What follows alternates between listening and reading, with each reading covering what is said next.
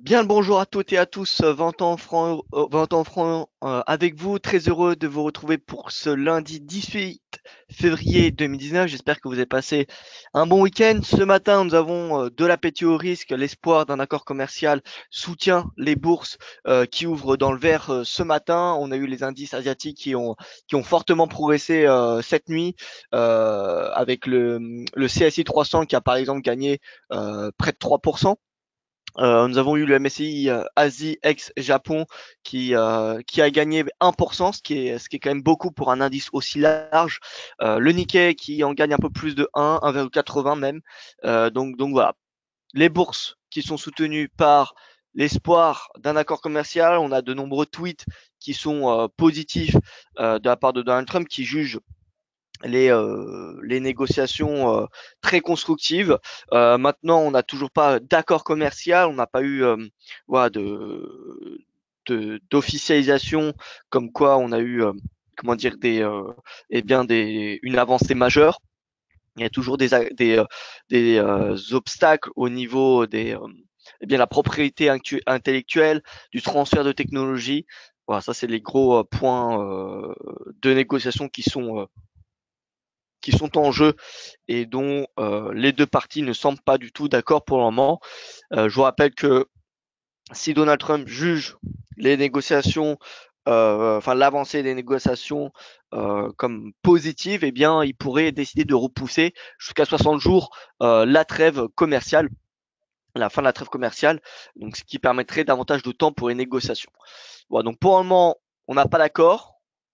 On a les deux parties qui vont se retrouver une nouvelle fois à Washington pour un quatrième volet des négociations, donc cette semaine. Et en attendant, eh bien aujourd'hui, c'est jour férié aux États-Unis, c'est le President Day. Donc voilà, peu de volatilité attendue, en plus qu'on n'a pas de chiffre macro vraiment important qui est attendu aujourd'hui.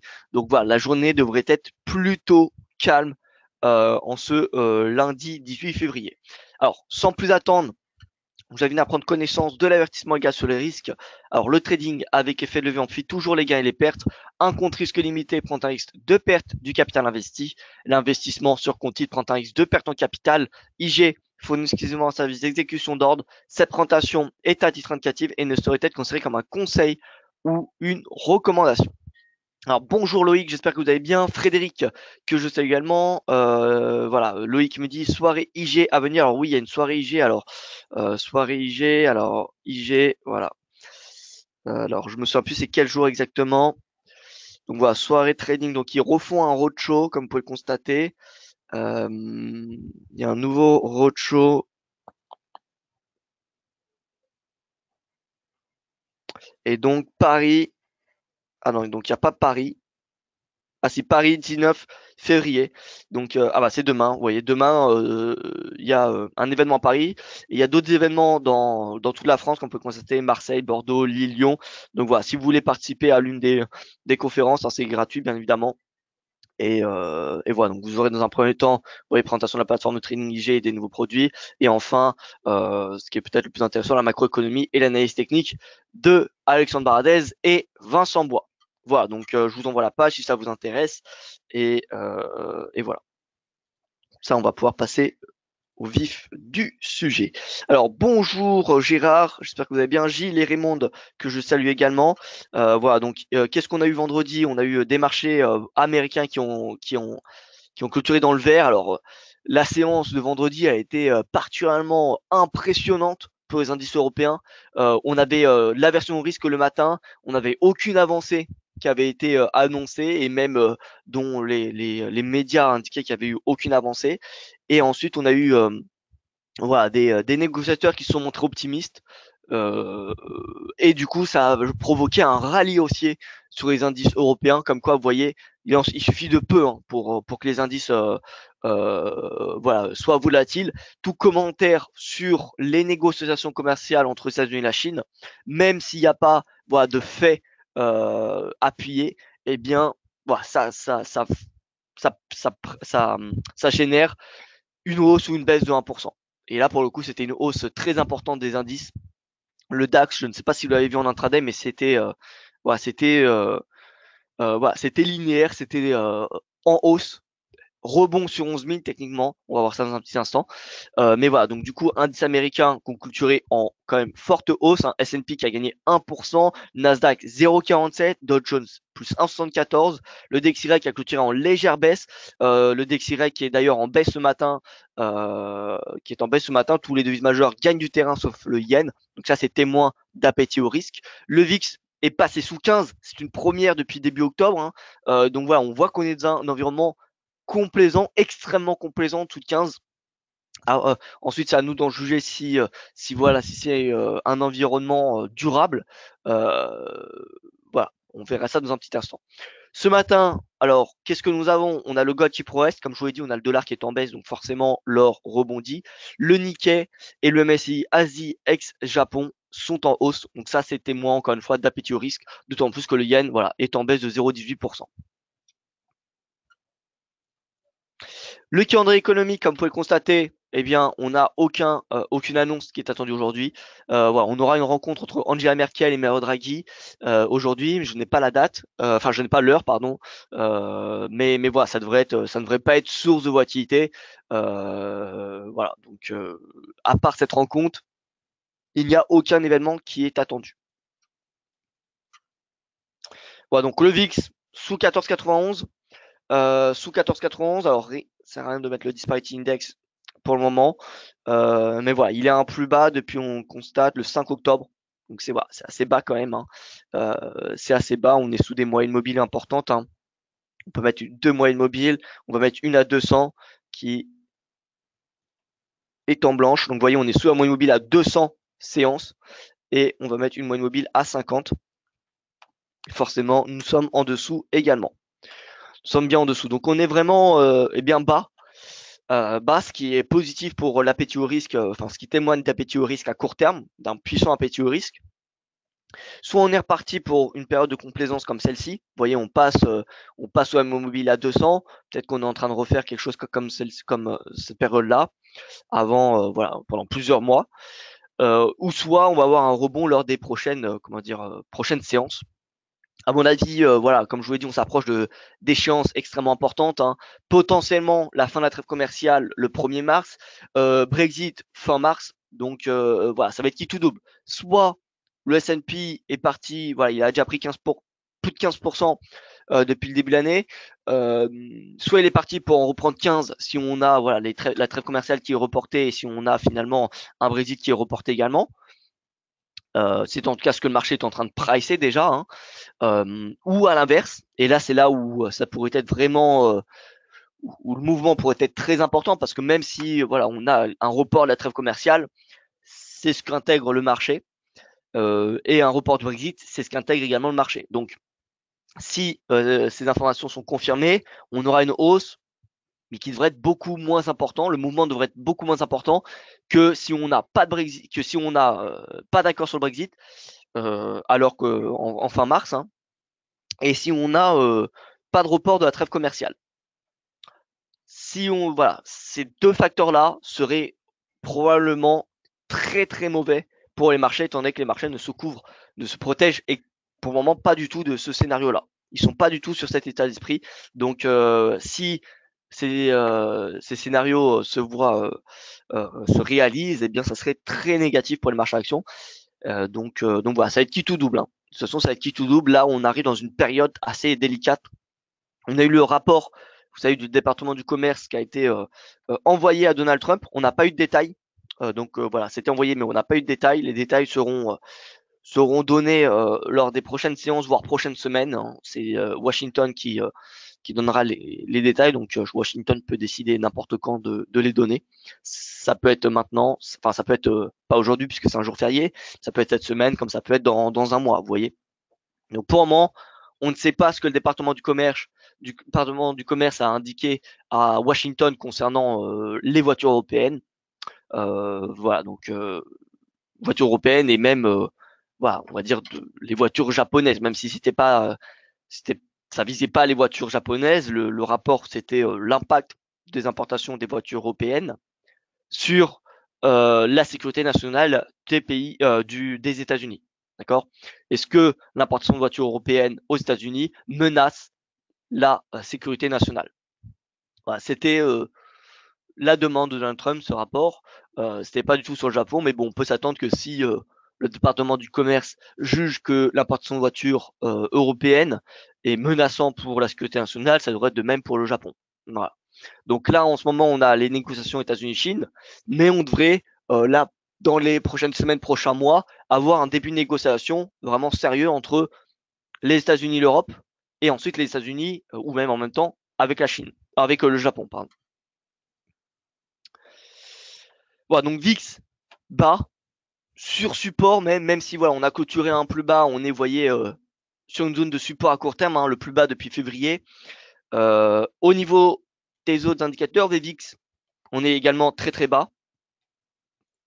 XLY, XLP, euh, force relative pardon, qui montre les cycliques versus les défensifs. Donc ce qui est bien, c'est qu'on a eu un rebond la semaine dernière, ce qui est un témoin d'appétit au risque.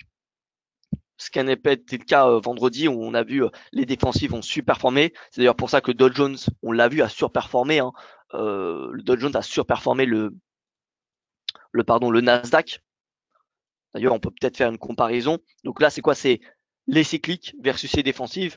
Donc, on va regarder si la force relative Nasdaq avec, alors, avec Dow Jones est équivalente à cette force relative. Ça peut être intéressant peut-être voilà, de comparer.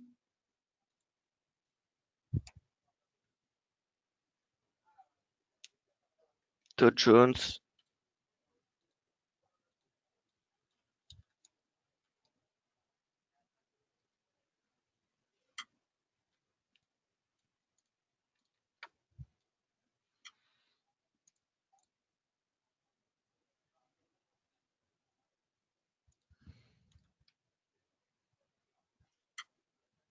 Alors,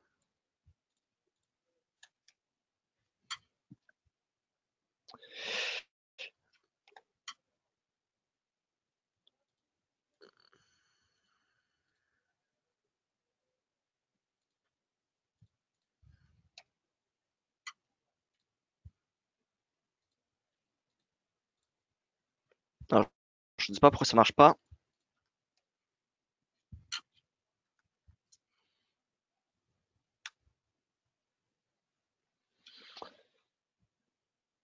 Alors non, non, et on peut voir peut-être avec le S&P, parce que le S&P c'est voilà, c'est le benchmark. Alors,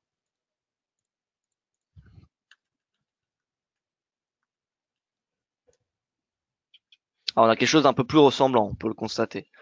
Mais bon, c'est pas non plus corrélé, enfin, c'est très corrélé, mais c'est pas 100%, on voit. C'est pas 100% positif, mais bon. Ouais, donc là, on voit qu'en tout cas que la force relative S&P Nasdaq, on voit qu'elle est en baisse. Ça veut dire qu'en fait, les défensifs portent beaucoup plus les techs.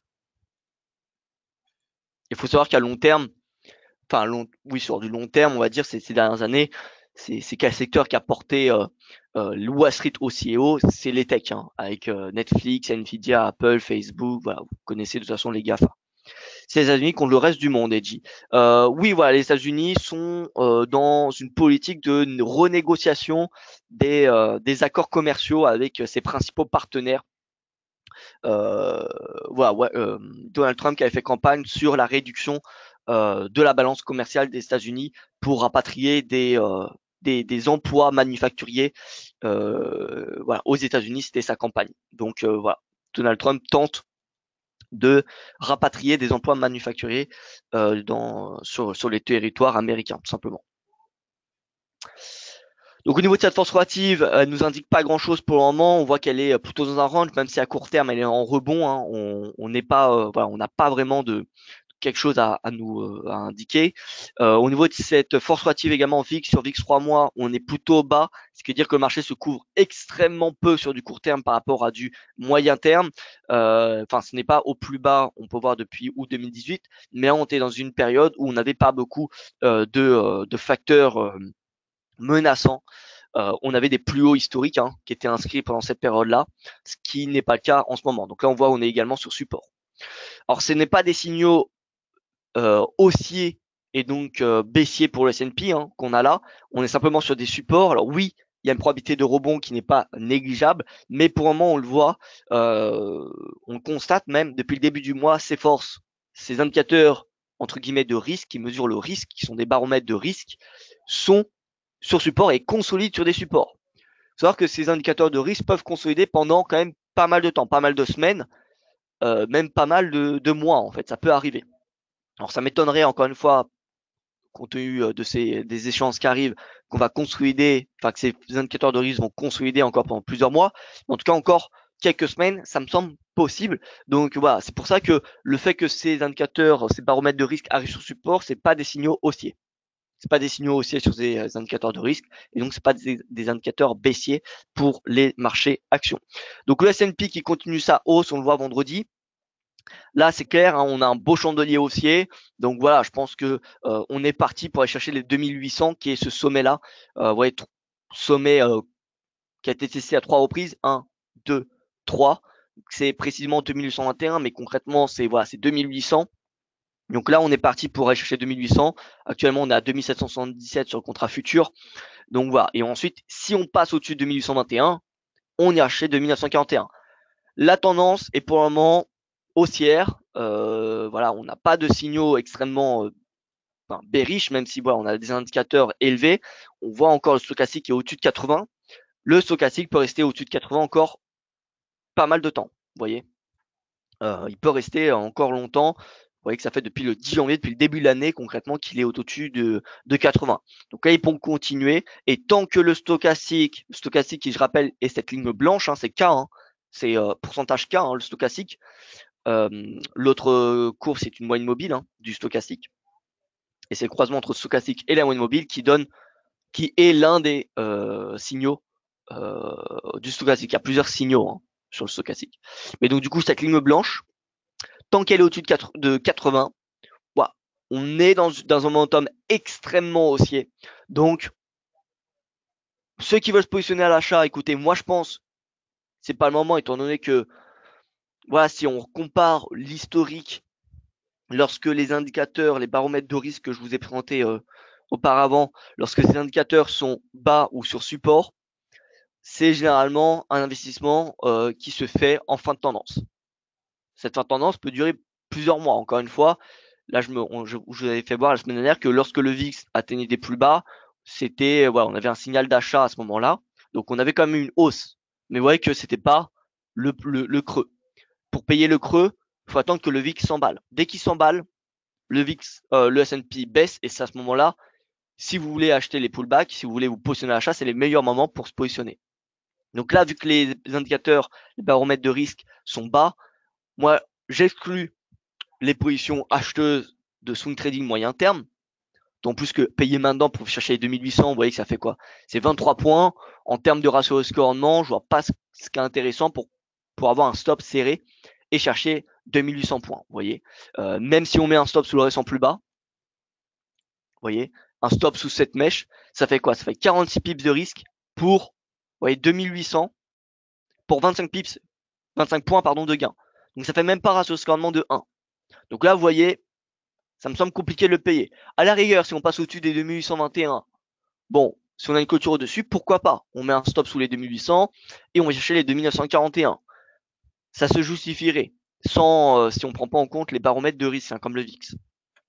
Mais là, pour le moment, bon, je vois pas ce qui est trop possible de faire. En tout cas, en swing trading et en moyen terme sur la S&P 500, il n'y a pas de signaux vendeurs. Bien qu'on soit en surachat, il n'y a pas de signaux vendeurs. Et voilà, il n'y a que des signaux qui nous indiquent qu'on est dans une phase où il y a beaucoup de momentum et, d'excès, on va dire, et d'excès tout simplement.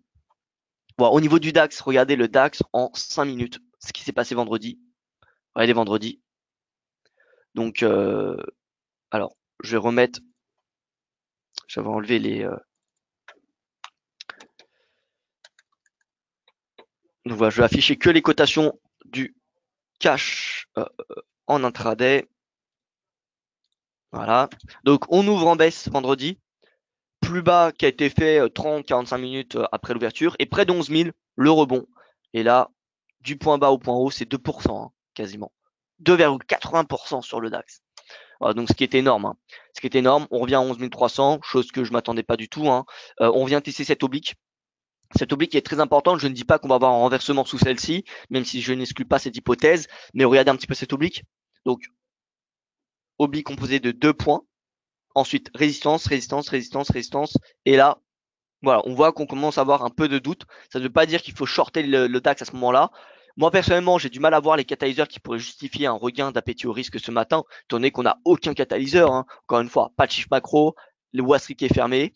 Je pense que ça va être très très peu volatile. Voilà, je vois pas trop comment les indices pourraient évoluer aujourd'hui. On devrait rester entre les points pivots, le R1 et le S1. Donc, si on met les points pivots en journalier, voilà. Et même, puisqu'on avait la volatilité, beaucoup de volatilité vendredi, le R1 et le S1, c'est un range beaucoup trop élevé. Donc, je pense que vous voyez le pivot, on va mettre peut-être le R1 et S1 intermédiaire.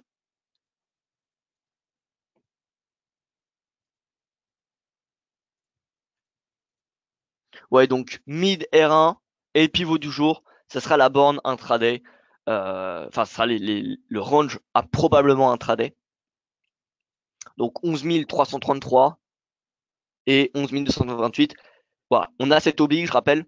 Donc ça faudra être prudent. Le stochastique qui peut en moins 90, donc on n'a pas de signaux vendeurs. Par contre, si le stochastique sort de sa zone d'excès, s'il clôture en dessous de 80, vous voyez comme à ce moment-là, par exemple, comme à ce moment-là, là on avait le signal, on avait un signal, ici également, ici également, donc là et là. Donc ça c'est des signaux d'un point de vue stochastique qui sont vendeurs. Donc si on a la même chose, pourquoi pas chercher à vendre compte tenu du fait que on va pas rester dans une phase d'excès en intraday longtemps puisqu'on n'a pas de catalyseur aujourd'hui. Donc je vois pas pourquoi on pourrait avoir un nouveau rallye comme ce qu'on a connu vendredi. Donc pour moi, le mid R1 avec une sortie par le bas de stochastique sera voilà, deux signaux vendeurs assez intéressants. Au niveau du CAC, on reste dans le canal. On est même venu chercher pratiquement le haut du canal, regardez. Toujours dans ce canal en horaire et en 4 heures. Là, on est pareil, au mid R1. Si on a une baisse, il faudra chercher le pivot du jour.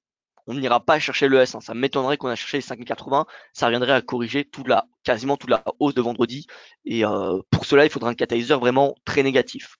Par contre, encore une fois, une petite correction en intraday, vu les indicateurs de momentum et étant donné l'absence de catalyseur, je m'attends, oui, à une petite baisse. Je m'attends à une petite baisse en intraday. Voilà, retour au pivot du jour, 5127, pas plus, hein. Vous voyez, encore une fois, il n'y a pas de catalyseur négatif. Mais si on regarde sur du 5 ou 15 minutes, on a quand même une petite divergence baissière, ce qui pourrait permettre un rebond. Vous voyez là la divergence. Donc voilà, je pense que une petite correction de cette hausse me semble fortement possible. Vous voyez, 38%, ça correspond au pivot du jour. Donc voilà, le CAC, chercher un retracement à 5125 me semble clairement possible en intraday. Seuil de validation, et bien si on passe au-dessus du MIDR1, on ira chercher les 5180, 5200 à terme.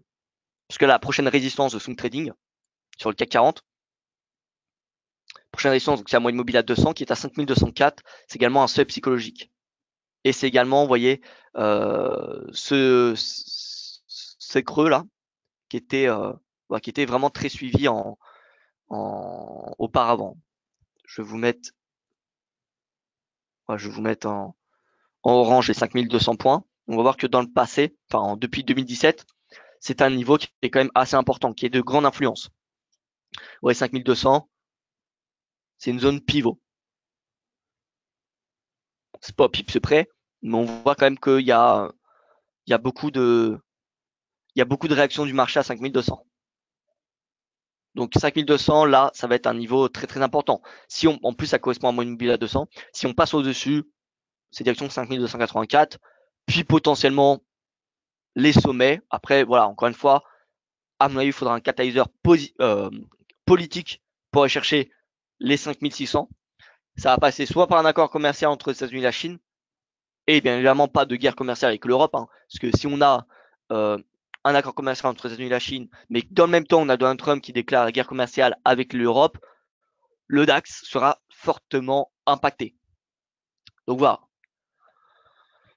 Ou alors on a un accord sur le Brexit et dans ce cas-là, ça pourrait justifier, oui, un rebond jusqu'à, alors peut-être pas jusqu'au sommet, mais en tout cas 5400 me semble apporter. Vous pouvez mettre les retracements de Fibo sur le DAX. Merci, me dit Edgy. Alors oui, bien évidemment. Edgy, donc en 5 minutes en intraday. Voilà, donc le retracement de la hausse. 38%. Vous voyez que c'est un peu plus bas que le pivot. Premier objectif pivot. Puis 11 205. Donc voilà, c'est pas au pips près. Pour chercher le pips près, il faudrait chercher, voilà. Donc 11 200. 11 200, c'est un niveau important.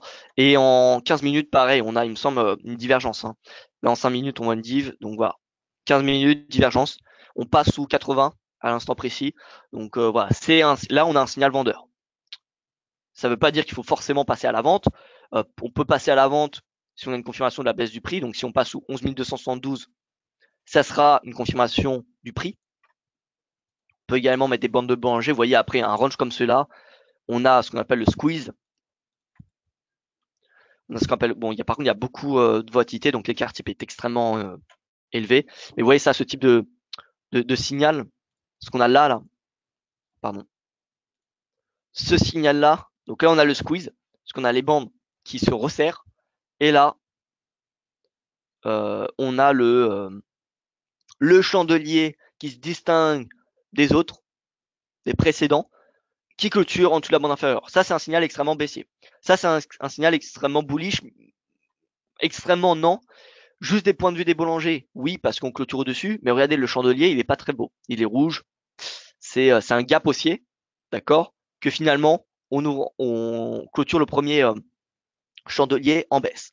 Donc, d'un point de vue des bandes de Bollinger, oui, c'est un signal haussier puisqu'on clôture au-dessus. Mais si on regarde le chandelier en lui-même, il n'est pas très joli, d'accord. Squeeze ici, d'accord. Donc ça, c'est le squeeze. Et là, on a un signal haussier, même si, voilà, là, c'est payé le DAX à 16h15, c'est-à-dire à la fin des marchés, en tout cas du cash, pardon. Donc, c'est pas forcément le meilleur moment d'acheter. Hein. Vous voyez, on va pas acheter avant la clôture de la séance. Donc là, en l'occurrence, d'un point de vue des bandes de Bollinger tout seul, oui, c'est un signal d'achat. Mais par contre, payer à 16h15 le DAX pour du swing trading, bon, c'est un petit peu risqué. Ah, donc là, signal parfaitement haussier. Hein. Squeeze, gap, on clôture au-dessus. Ça, c'est un signal parfaitement haussier. Quand vous avez un squeeze plus un gap c'est un signal quand même déjà haussier hein, de base, plus un squeeze, le squeeze qui est cette période-là, bon honnêtement c'est bullish. Là vous voyez on avait un faux signal. Pourquoi c'était un faux signal? Parce qu'on n'avait pas un chandelier qui se distinguait des autres. Donc on n'avait pas, vous voyez, un grand chandelier. Ça par contre c'était un faux signal. C'était un faux signal parce qu'on avait le squeeze, vous voyez les bandes qui se resserraient, mais le chandelier important baissier. Donc là c'était vraiment un faux signal baissier. Bref, on n'est pas là pour parler des bandes de Bollinger. Mais donc, du coup, là, les bandes de Bollinger ne vont pas nous être très utiles, étant donné qu'on a beaucoup de volatilité, eh bien, les bandes sont vraiment dilatées. Donc, ça sert à rien d'utiliser des bandes de Bollinger sur du 15 minutes. Par contre, d'un point de vue du prix, pour avoir une confirmation de la baisse, parce que là, on a une divergence. Une divergence, ça ne veut pas dire qu'on va forcément avoir une baisse, on peut avoir simplement une consolidation. Donc, pour passer à la vente, une confirmation du prix, ça sera une clôture sous 11 272. Si on passe sous 11 272, premier signal baissier jusqu'au pivot du jour, puis on l'a vu, 38% de retracement de cette tendance, c'est-à-dire retour à 11 207. Donc 11 227 puis 11 207. Ça m'étonnerait qu'on ait un retour à 11 207 en intraday. Encore une fois, on n'a pas de catalyseur, donc une baisse de 100 points sur le DAX sans catalyseur, bon, c'est assez rare quand même. Mais en tout cas, voilà, dans l'idée, on ira chercher le pivot du jour, puis si on a cassure, 11 207. Ça se trouve, on aura un catalyseur inattendu aujourd'hui. Personne ne le sait, puisque ça serait inattendu. Au niveau du Forex, l'Eurodoll 1,1298, donc vous voyez qu'il sauvegarde on est toujours dans cette zone assez délicate à 1,13. Voilà, donc 15 minutes. Alors on va prendre un peu de hauteur, on va se mettre déjà en hebdo. Alors vous me permettez que je bois un petit peu.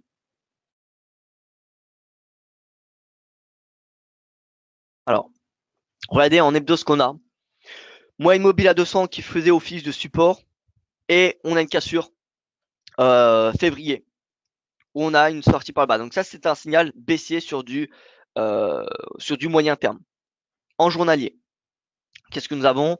On a plusieurs clôtures sous 1,13. Donc ça pareil, c'est un signal qui est plutôt baissier. compte tenu du fait qu'on est dans un triangle descendant. Donc ça diminue les probabilités de rebond. D'accord. Normalement, quand on arrive sur support, ce qu'on veut, c'est avoir un rebond immédiat. Ça, c'est témoin d'un puissant support. Par contre, dès qu'on est sur un support et qu'on consolide longtemps, plus on consolide longtemps sur un support, plus ça fragilise ce support. Parce que ça veut dire que finalement, un support, c'est quoi? C'est là où il y a beaucoup plus d'acheteurs que de vendeurs. D'accord. C'est une dominance d'acheteurs. C'est une pression acheteuse. Là, si on n'a pas de rebond sur un support, c'est-à-dire qu'on n'a pas de pression acheteuse. D'accord. Donc, on n'a pas d'acheteurs qui se manifestent. Et là, on voit quand même qu'on a on a quelques chandeliers journaliers à 1,13, on n'a pas le rebond comme on avait eu précédemment. Donc, c'est un signal baissier. Ça ne veut pas forcément dire qu'on va sortir par le bas. On peut toujours opter pour un rebond. Techniquement, tant qu'on passe pas sous 1,1215, on reste dans une zone où, voilà, depuis août 2018, on avait quand même une dominance d'acheteurs. Oui, il y a un petit peu de contraintes, de pression vendeuse, il y en a beaucoup même à court terme, mais on n'est toujours pas sorti par le bas. Si on passe sous 1,1215, ça sera invalidation de ce support qui deviendra du coup résistance, et il faudra chercher une correction beaucoup plus importante, 1,1111 puis 1,10. Voilà. Maintenant, je pense que c'est trop tôt pour le moment pour vendre l'euro-dollar. On reste sur un support qui est extrêmement important. En 4 heures, on a une divergence du RSI, regardez, du stochastique, mais bon, le RSI, ça devrait être pareil. Je l'ai pas regardé, mais bon. Stochastique. Ouais, donc les creux sont de plus en plus hauts. Creux, creux, creux. Et le prix, creux de plus en plus bas. Donc voilà, divergence haussière. Encore une fois, c'est un signal haussier, mais ça n'oblige pas un rebond du prix. Il faut attendre un rebond du prix pour passer à l'achat. Donc on attend une cassure d'une résistance ou un signal venant, voilà, ça peut être des bandes de Bollinger. Regardons si on met les bandes de Bollinger, qu'est-ce que ça donne. Vous voyez les bandes de Bollinger, on a le début du squeeze. C'est quoi le squeeze? C'est quand les deux bandes convergent dans la même de la direction opposée. Donc là, on a bande supérieure qui va vers le bas, bande inférieure qui va vers le haut. Alors que normalement, les deux vont dans la même direction. C'est ce qu'on appelle le squeeze. Dès qu'on a les bandes qui se resserrent, c'est le squeeze. C'est ça, cette période de squeeze. Donc là, on commence à avoir une formation de squeeze. Et bah, la clôture d'un chandelier en dehors de ces bandes donnera un signal. Un signal pour les prochaines séances. Donc là, pour le moment, pas de signaux en swing trading. Si on a une clôture en dessous, au-dessus, ce sera un signal haussier direction 14,50. Si on a un signal en dessous, ça sera un signal baissier jusqu'à 1,1215. Voilà, vous voyez que là, on avait une divergence en 4 heures. Ça avait pris beaucoup de temps pour avoir un rebond. Donc, il faut faire preuve de patience. C'est pas parce qu'on a une divergence qu'on a immédiatement un rebond. C'est pas un signal magique, hein, la divergence. Mais bon, l'euro-dollar sur support, le GBP-USD 1,2887, donc on a eu un petit rebond du GBP, on en a un depuis vendredi, hein, on le voit, vendredi, vous voyez, on est en 4 heures, rebond à 28, comme je vous l'ai dit, 28 c'est un niveau de support quand même assez important, mais bon, on n'a toujours pas de signaux acheteurs sur du moyen terme, donc pour le moment le GBP, il n'y a rien à faire. L'USD Yen, on revient vers 110, on a 110,50 à peu près, pareil au niveau des bandes de Bollinger, pas de signaux, là on en avait. Vous voyez sur le ZN, le squeeze, le chandelier. Le squeeze, le chandelier qui était ici, voilà. Donc là, on avait des signaux, mais là, pour le moment, on n'en a pas. Donc, voilà, le dollar, de toute façon, à l'image du DXY, hein, le DXY, à court terme, il consolide. On est dans une tendance haussière depuis le début du mois, mais pour le moment, il n'y a pas de signaux. Vous voyez, il n'y a pas de signaux vendeurs ni acheteurs. Là, on revient sur support qui avait, résistance devenu support. Vous voyez ici et ici. Ça donne une perspective légèrement haussière pour le dollar à court terme. Le dollar, le DXY qui est compris entre 96,15 à court terme et on voit, on va dire 96, 75. Donc dans un range de 60 pips, ce DXY. Je dis bien à court terme. Donc si on a une sortie, une cassure des 96,15, ça serait également une cassure sous la bande inférieure, ça sera un signal baissier et on irait chercher une correction et bien dans un premier temps de 38%. Enfin, 38 on y serait déjà, mais du coup 50%.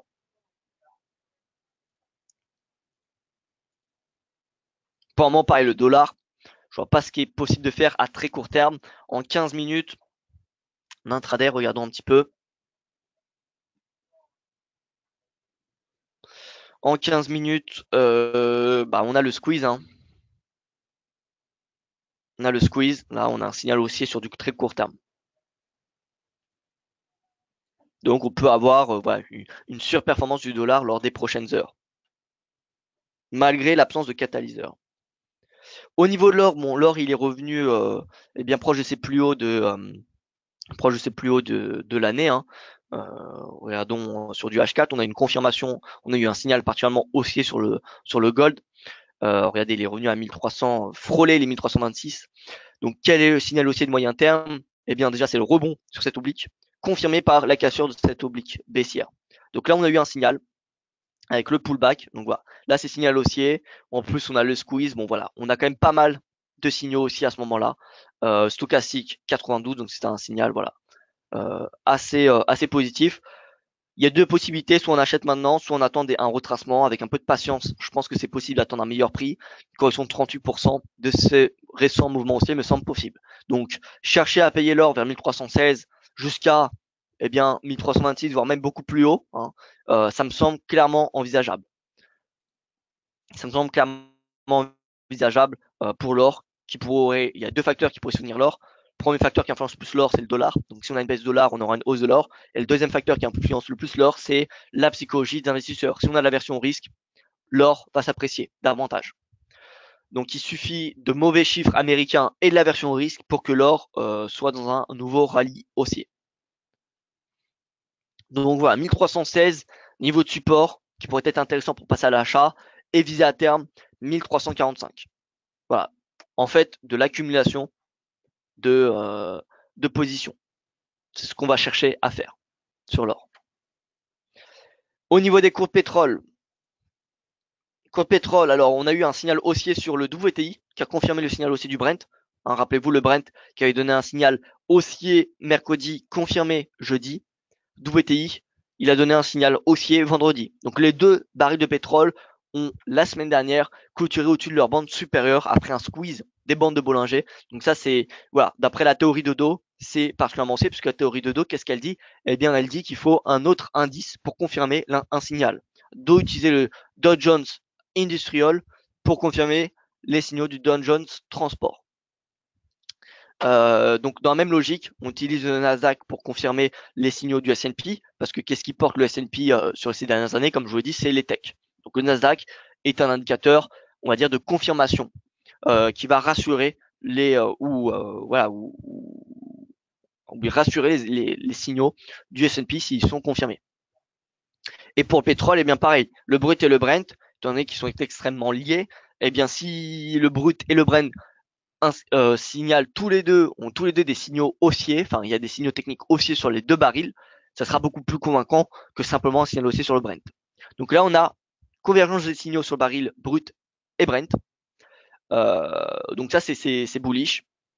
C'est bullish. Direction, alors pour le Brent, 70,85 sur du swing trading, vous voyez que c'était une résistance de support. Donc pour moi, c'est la prochaine résistance majeure pour le Brent. En plus, ça coïncide avec la moyenne mobile à 200 séances. Donc voilà, perspective haussière sur le Brent jusqu'à 70,80.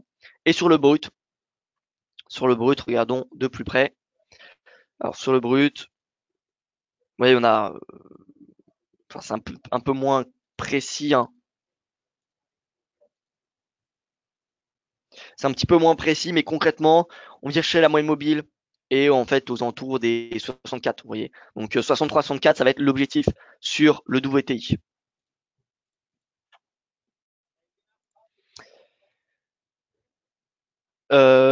Et au niveau de la UDN, qui est un baromètre également d'appétit ou d'aversion au risque, et que je fais la UDN, et bien la UDN il rebondit. Donc ça c'est positif pour l'appétit au risque. En 4 heures, voilà, en 4 heures on a un rebond.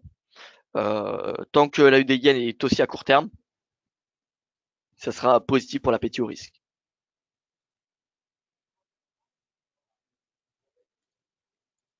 Le copper, le cuivre qu'on regarde, cuivre alors qui rebondit sur fond d'espoir d'un accord commercial entre les États-Unis et la Chine, qui est un excellent baromètre également pour l'appétit ou l'aversion au risque, surtout dans ce contexte de tension commerciale. Hein. Le cuivre, c'est le métal industriel. Si on a une guerre commerciale, le cuivre se déprécie. Et si on a voilà, davantage d'échanges industriels, si on a une accélération de la croissance mondiale, on a le cuivre qui augmente. Donc là, le cuivre teste, s'approche du mois immobile à 200 séances qui a fait office de résistance, on le voit en début du mois. Donc voilà, si on a une clôture au-dessus, ça sera un signal haussier, direction le haut du range. Parce que vous voyez que on est dans un range sur le copper. Voilà, résistance.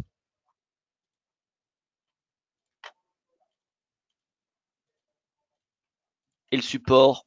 Vous voyez, en mensuel, hein, très très clair hein, le range.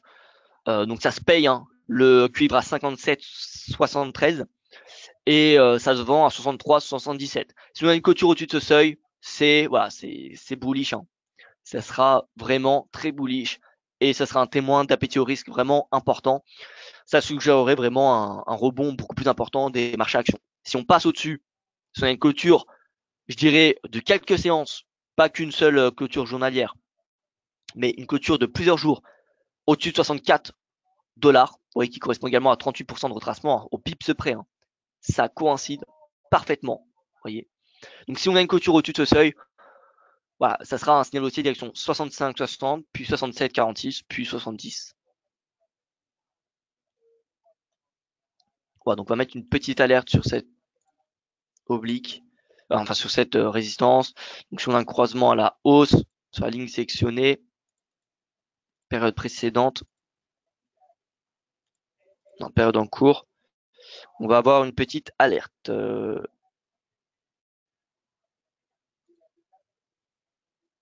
Voilà.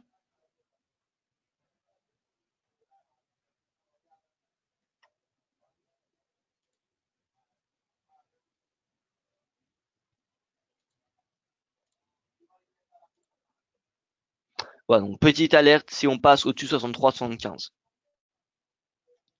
Bonjour, est-ce qu'il y a un rapport entre euro-yen et les cours des commodities? Alors, dès qu'on inclut le yen enfin une paire en yen, de toute façon, le yen, c'est une devise d'aversion au risque. Donc forcément, il y a un lien avec les commodities, puisque le yen enfin, réagit de façon opposée aux commodities. Les matières premières sont extrêmement sensibles à l'appétit au risque, à la psychologie des investisseurs. Elles s'apprécient lorsqu'il y a l'appétit au risque. D'accord. C'est pour ça qu'on dit que les devises commodities s'apprécient lorsqu'il y a l'appétit au risque. Là, ce matin, qu'est-ce qu'on a? On a une surperformance, vous voyez, des devises commodities. Hein. AUD, voilà, qui surperforme. Donc ça, l'AUD, c'est la devise commo par excellence. Donc, dès qu'on a de l'appétit au risque, les commodities, les matières premières s'apprécient. Donc si on met le yen dans la formule, on sait que le yen, c'est une devise d'aversion au risque. Donc l'euro-yen, c'est comme l'AUD yen, sauf que voilà, l'AUD, c'est vraiment la devise qui s'apprécie lorsqu'on a de l'appétit au risque. Alors que l'euro, si on a de l'appétit, ça ne veut pas forcément dire que l'euro va forcément s'apprécier. Par contre, le yen va s'apprécier. Donc ça va mécaniquement faire monter l'euro-yen. Voilà, donc le yen, faut savoir que c'est l'inverse. C'est vraiment une devise refuge. Donc si vous mettez voilà, vraiment toutes les devises face au yen, eh bien, si on a l'appétit au risque, ces paires vont monter. À part, à part l'USD yen et le franc yen, puisque c'est également des devises refuge, c'est un peu plus compliqué. Mais si vous mettez que ce soit l'AUD yen, le NZD yen, le CAD yen, l'euro yen, le GBP yen, ces 5 paires-là, si on a l'appétit pour risque, ces 5 paires vont monter. Enfin, on va avoir de fortes chances de monter. Celle qui s'appréciera le plus, ce sera l'AUD yen. Parce que comme je vous l'ai dit, l'AUD, c'est vraiment la devise qui s'apprécie, c'est le miroir, finalement, c'est l'inverse du yen. D'accord. C'est vraiment l'inverse. Quasiment. Voilà. Donc, si on a l'appétit pour risque, on a une hausse des matières premières, donc on a une baisse du yen, et donc ça fait monter l'euro yen.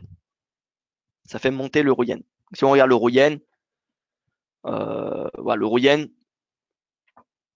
on n'a pas de baisse, on n'a pas de hausse forcément. Donc vous voyez que c'est pas parce qu'on a de l'appétit au risque qu'on a forcément une hausse de l'euro yen, même si voilà, il est en légère hausse quand même. Hein. On a quand même des creux et des sommets de, comment dire, de plus en plus haut, même s'il n'y a pas une tendance bullish, on voit qu'on a plutôt de l'appétit. Donc là, et on a même un signal d'achat, regardez, stochastique sort par le haut de sa zone d'excès, ont été revenus sur support. Vous voyez, creux, creux, creux, creux, 4 creux. Donc là, on a vraiment, un signal haussier sur l'euro yen, direction 125,51, résistance de février, 13 février, puis potentiellement le haut du range, le haut du canal, pardon. Et on voit qu'on a une moyenne mobile à 200, on a le nuage Shimoku là qui fait office de support. Donc là, on teste, l'euro yen est venu tester un niveau de support important, donc on a un signal haussier à ce moment-là, ce matin, plus précisément, c'était vendredi. Voilà, vendredi soir, on avait un signal haussier. Mais donc du coup, toutes les paires en yen quasiment, à part l'USD yen et le yen franc, et le franc yen, pardon, toutes les paires en yen sont haussières lorsqu'on a de l'appétit au risque. Et lorsqu'on a l'aversion, toutes les paires en yen sont en baisse. Mis à part, encore une fois, l'USD yen et le franc yen. Voilà. Voilà. Donc là, on voit pétrole qui prend 1%. Ça, c'est témoin d'appétit au risque. Ça, c'est témoin d'appétit au risque, tout simplement. Baisse du yen ce matin, hausse des cours de pétrole, hausse de la UUD, c'est plutôt témoin d'appétit. Maintenant, ça ne justifie pas forcément de l'achat des indices, parce que les indices, eh bien, comment dire, on est dans des phases on est assez élevé, on n'a pas de nouveau catalyseur ce matin. Et ce qui justifie la hausse ce matin des devises, commodities, etc., ça a déjà été pricé dans les contrats futurs. Donc c'est pour ça qu'on a une ouverture haussière, mais pas réellement de hausse. On n'a pas de hausse depuis, parce qu'on n'a pas de nouveau catalyseur. Mais encore une fois, je pense que là où il faut surveiller en intraday, si je devais un petit peu conclure, c'est la divergence sur les indices. Voilà. Là, concrètement, si le CAC passe sous ce plus bas de ce matin, plus bas de 5147, si on passe en dessous, c'est un signal baissier jusqu'au pivot du jour. Le DAX, s'il passe en dessous de 11 000, ah bah ça y est, regardez le DAX, ça y est, il commence à baisser. Donc là, il y a de fortes chances qu'on passe jusqu'au pivot, qu'on revienne au pivot. Seuil d'invalidation, eh bien c'est le plus haut de vendredi. Hein. Alors donc là, ce qui est bien, bon, il va falloir attendre une confirmation parce qu'on voit qu'on est en train de le tester, mais divergence qui est en train d'être confirmée, pas encore, parce qu'on n'a pas de clôture, mais qui est en train d'être confirmée par le fait que le prix commence à baisser. Ce qu'on veut, c'est confirmation du prix. D'accord? La divergence nous signale simplement qu'il n'y a plus de momentum qui soutient la hausse. D'accord? Et donc, ce qu'on veut, c'est voir un retracement du prix. Donc là, encore une fois, si on est clôture sous 11 212, signal baissier, direction pivot, et même 11 207. Voilà, maintenant, encore une fois, faut pas s'attendre à un momentum de folie aujourd'hui puisqu'on n'a pas de catalyseur. On n'a pas d'événement. Normalement, même si les US sont fermés, les futurs vont suivre si consolidation Eurostox. Alors, que voulez dire par là? Alors, si les US sont fermés, les futurs vont suivre si consolidation. Alors oui, les futurs vont coter, mais voilà, puisque les marchés US sont fermés, Wall Street, c'est ceux qui envoient le plus de volume. Hein. Donc, si les US sont fermés, il ne va pas avoir beaucoup de volatilité. En plus, qu'ils sont fermés, il n'y a pas de rendez-vous macroéconomique aujourd'hui. Donc, il y a presque tout pour qu'on consolide. D'accord? Donc, même si on a le DAX qui clôture sous 11 272, même si on a le signal baissier, il ne va pas falloir s'attendre qu'on aille au pivot du jour en quelques minutes. D'accord? Donc voilà. Écoutez, j'ai fait le tour du marché. Moi, je n'ai rien d'autre à rajouter. J'espère que ça a été clair et que ça vous aidera. Je vous remercie en tout cas pour votre attention. Je vous souhaite une excellente journée. Je vous dis à tout à l'heure Alors, est-ce que je fais le webinaire crypto-monnaie ou est-ce que je fais le webinaire éducatif? Non, je fais le webinaire crypto-monnaie. Donc à tout à l'heure à 13h pour le webinaire spécial crypto-monnaie. Et si je ne vous retrouve pas à 13h, eh bien je vous dis à demain pour ma prochaine revue des marchés.